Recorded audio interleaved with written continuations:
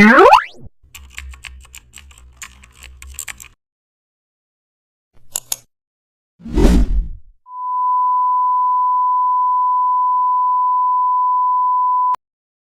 back to the channel, and don't forget to like, share and subscribe for more updates.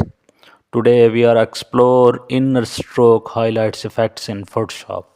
Take a photo layer and open layer styles, then click stroke and change position to inside.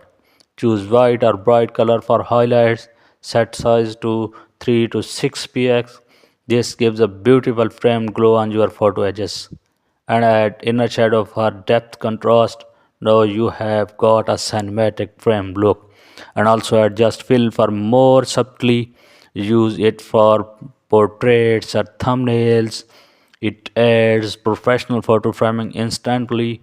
No extra plugins, just stroke and fill magic. Try it on product shots too. It